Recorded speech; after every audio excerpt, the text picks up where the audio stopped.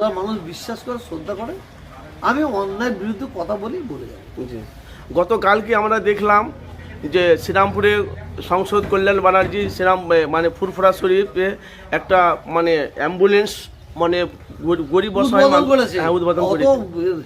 একটা অ্যাম্বুলেন্স উদ্বোধন করেছে। হ্যাঁ, আমাদের কল্যাণ ব্যানার্জি মহাশয় ফুরফুরা শরীফে বলে নয়, উনি ওনার এলাকায় প্রত্যেকের জায়গায় যায় এবং খবর নেয় এবং ওনার এমপি কোথা থেকে অর্থ সেইভাবে খরচ করে।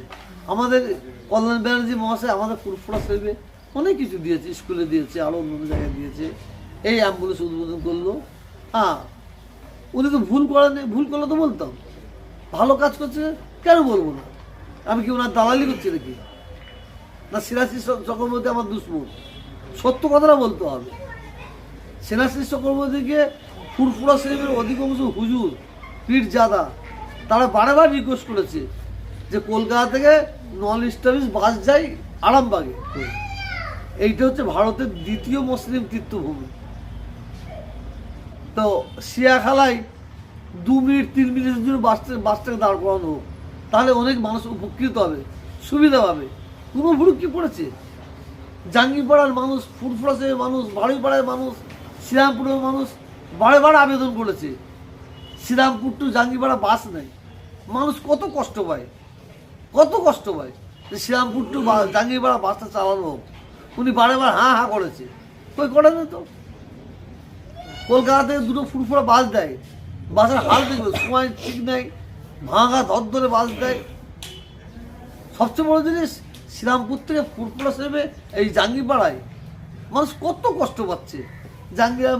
জাঙ্গিপাড়ার মানুষের, বাড়িপাড়া, শিয়াখালা, ফুরফুরা শরীফের মানুষের কত উপকৃত হতো।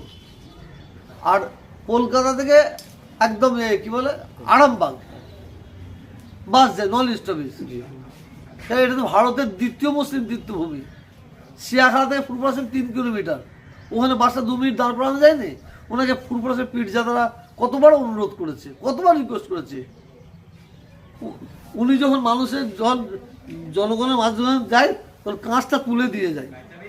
ওনার ফুরফুরা শরীফের মধ্যে একটা অনীহা আছে, ফুরফুরা শরীফের মধ্যে ওনার একটা অনীহা আছে। উনি ফুরফুরা শরীফ কোনোদিন ভালো চোখে দেখেনি, কোনোদিনই ভালো চোখে দেখেনি।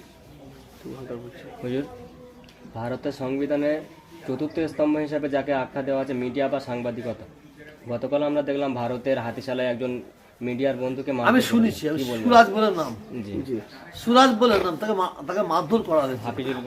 হাফিজুল বলে তাকে মারধর করা হয়েছে। এটা বিরাট গাঢ়িত কাজ, বিরাট অন্যায় কাজ।